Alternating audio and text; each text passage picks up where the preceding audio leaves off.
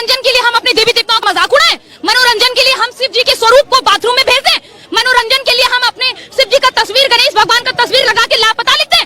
उन्होंने कहा कि आमिर खान ने हिंदू देवी देवताओं का मजाक उड़ाया। बना रहे थे उसमें किसी भी मजहब का हमने मजाक नहीं उड़ाया।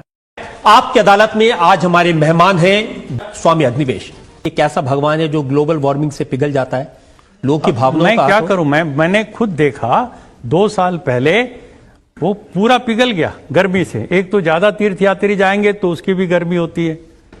क्या आज आपको लगता है, चाहे आप राम की बात करें, कृष्ण की बात करें या साईं बाबा की बात करें, इनमें से किसी की भी पूजा नहीं होनी चाहिए? परमात्मा की प्रतिमा बता करके वो साईं की मूर्ति की करें तो बहुत ही गंदा, गलत है। और राम और कृष्ण की भी करें तो ये राम और कृष्ण के साथ भी अन्याय है। राम और कृष्ण ईश्वर भक्त थे जी, उन्होंने कभी दावा नहीं किया कि मैं ईश्वर हूं और मेरी पूजा की जाए, ऐसी कोई बात नहीं है जी। मैं पूरी ताकत से कहना चाहता हूं, कोई वेद मंत्र नहीं है जिससे किसी मूर्ति में जो जड़ है, पाषाण है, उसमें प्राण प्रतिष्ठा हो सकती है। ये बिल्कुल निरर्थक है, अंधविश्वास है, पाखंड है। और ऐसा काम करना किसी भी व्यक्ति का, और वो जगतगुरु कहलाएं, ऐसे लोगों के लिए तो बिल्कुल ही ऐसी चीजें गलत है। मैं बड़ी विनम्रता से फिर कहना चाहता हूं, यदि प्राण प्रतिष्ठा करने का दावा करते हैं तो बताइए वो वेद का कौन सा मंत्र है जिसके उच्चारण से प्राण प्रतिष्ठा होती है? नंबर 1 वेद। दूसरी बात, उस प्राण प्रतिष्ठित राम की, कृष्ण की या किसी की भी देवता भगवान की मूर्ति प्राण प्रतिष्ठित हो जाने के बाद क्यों नहीं खाना पीना बोलना चलना शुरू करती? जरा प्राणवान होने का थोड़ा सा तो परिचय दे। वो आपने बता दिया वो प्राणवंत हो गई मूर्ति जी। अब उसके बाद आपने लोगों की भीड़ इकट्ठी की और परमात्मा का अवतार पूजो जी, ये कह करके चढ़ावा इकट्ठा करना शुरू किया। ये एक दुकान है, व्यापार है, झूठ है, धोखा है। मैं कहना चाहता हूँ स्वामी जी, हमारे देश में मूर्ति पूजा नहीं थी। बिल्कुल स्वामी जी, हम खुदा को उस मूर्ति में ले आते। जब लिखा हुआ है श्वेताश्वेतर उपनिषद में, यजुर्वेद में, नातस्य प्रतिमा अस्ति, उस ईश्वर की प्रतिमा नहीं है, हम मूर्ति बनाते हैं। मिसाल के तौर पे अगर मैं किसी को मदद करता हूं और अगर वो शख्स मुझे जानता नहीं जाकिर कैसा दिखता है, मिसाल के तौर पे श्रीलंका में मैं एक स्टूडेंट को मदद करता हूं, रोज 10,000 रुपये भेजता हूं, उसको पता नहीं जाकिर के साथ क्या करता है, वो कॉकरोच बनाता है, कॉकरोच, और रोज सुबह को बोलता है जाकिर शुक्रिया। जब मुझे पता चलेगा उसने मुझे कॉकरोच बनाया, क्या मुझे खुशी होगी?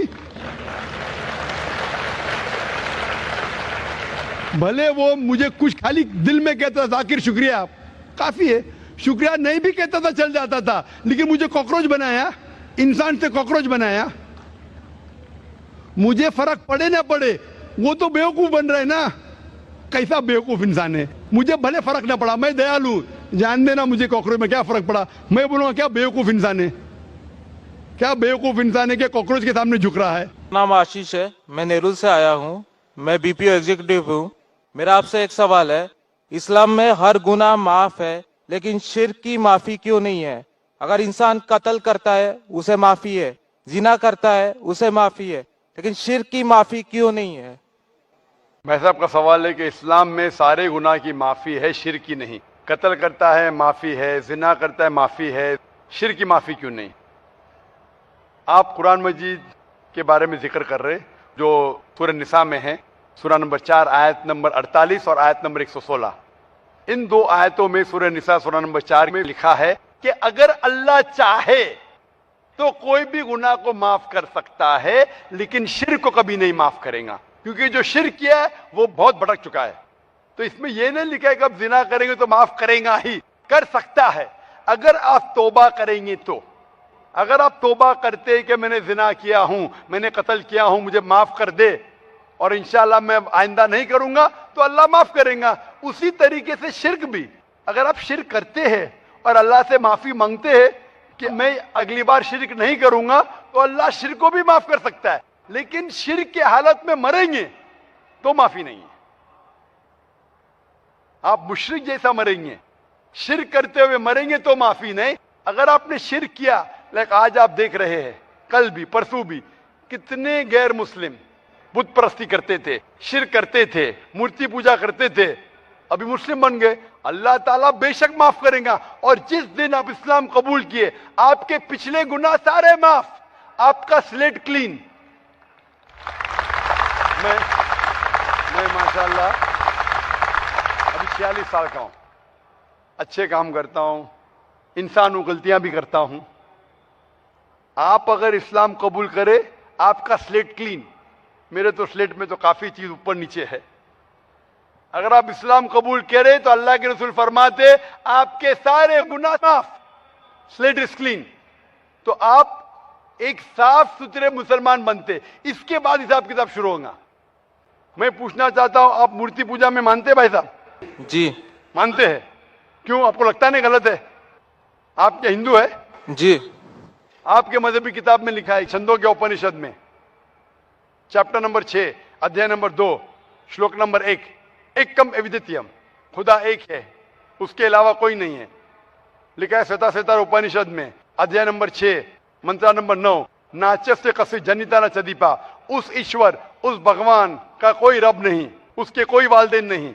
लिखा है श्वेता उपनिषद में, चैप्टर नंबर 4, मंत्र नंबर 19 में, न तस्य प्रतिमा अस्ति, उस ईश्वर, उस भगवान की कोई प्रतिमा नहीं, कोई पिक्चर नहीं, कोई पेंटिंग नहीं, कोई फोटोग्राफ नहीं, कोई मूर्ति नहीं, कोई बुत नहीं।